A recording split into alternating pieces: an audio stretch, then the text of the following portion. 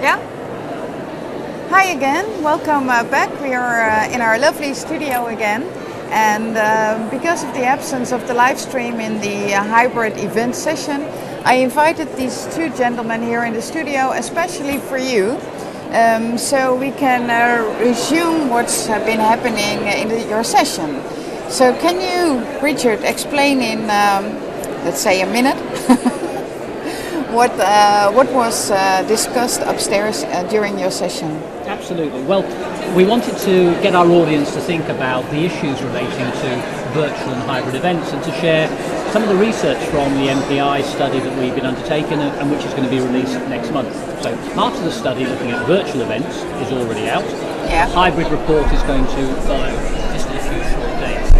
I think it's quite interesting when we're talking to an audience like this how little experience they have. We kind of expect more people to participate in virtual and hybrid events, and the truth is, despite the hype, they haven't. And it's quite interesting trying to get to the bottom of why that is. Sure. Referring to that, can you start? What's the difference between a virtual and a hybrid event? Well, it's interesting because actually, I think one of the issues, and Ruud may disagree here, is that we disagree to a certain extent. The idea is, well, actually one of my colleagues said there's no such thing as a virtual event because it implies that we're all avatars. Of course we're not.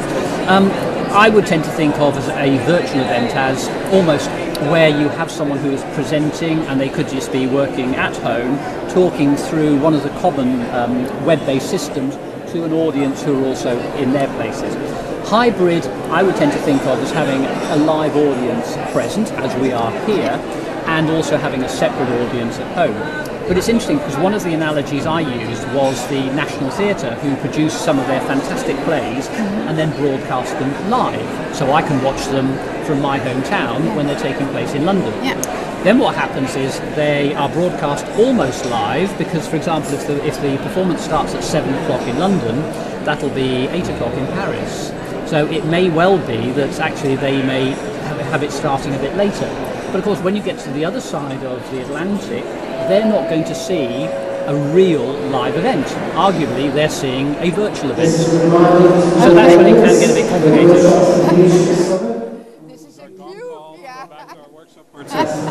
Katie, you were mentioning that we have recorded the first part of the workshop. Yes, we did. Right? So we have some content that you would actually be able to see, hopefully, on the website afterwards, which is good, which is the first part.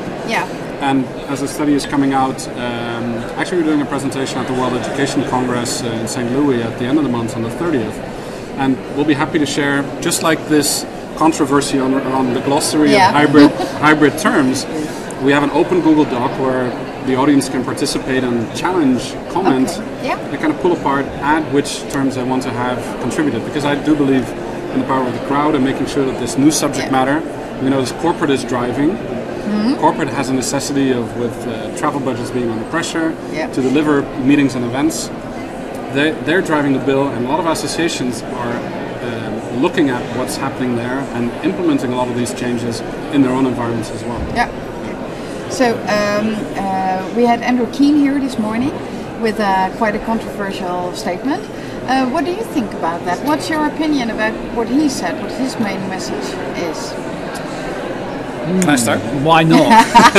Let's do the short version. It's a short version, you have to go back. So the short version is, yes, I believe in commonplace of care. He called it slightly different, but I think I strongly believe in commonplace of care because out of that come good conversations that are leading to initiatives and actions that lead to behavior change. Behavior change is what drives value at events.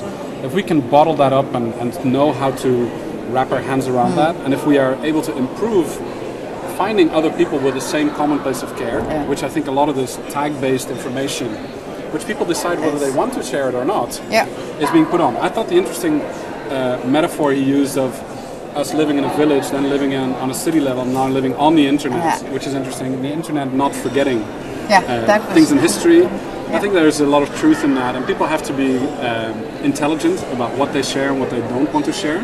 But it's their private drive, and we're all only 5 to 7 years older here, so nobody has the wisdom. And I think that's how we have to look at this. We have to experiment and try and test. Yes, we'll bump our heads. If you have something to hide, don't share it. Right? If you don't have anything to hide, you're in control. Go ahead and share it. Yeah, that's my view. Yeah. And I think I'd be inclined to agree partly with what he said about that we need to educate the public that they're not just going to get everything they want for free on the internet. I think that's one of the fundamental issues, and you can see, for example, Rupert Murdoch struggling with this to try and get paywalls around his empire, because, a fair comment, good journalism costs, good music costs, someone has to pay for it. I think the other point I would make against that is I thought Andrew's comment about the remote audience was quite disparaging, because it's not a case of, well, if you want to consume this, you must come here, and if you can't come here, you can't have anything. But I think that doesn't put the customer at the heart of what an organisation is trying to do. And the truth is that people should be able to consume information, content and involvement any way they want to, and pay the appropriate fee. And any time they want to. Absolutely. It is about putting the customer at the heart of the organisation. Well, I agree with you, I think. That's never happened before. So we have to rush back you to our have to session go back now. to your session. Have fun. Thank you very much. Absolute and we'll see you, at least you tomorrow again on a hybrid session. Yep. So. We're going to talk about the hybrid roles. That's what they're going to miss. The hybrid roles, the process of organizing hybrid events. And we're going to nail it down with a couple of the case studies, best practices. So do we want to know what we miss? Of course, we like to rub it in. We have to get here. Okay. Thank you very much for being here. Okay.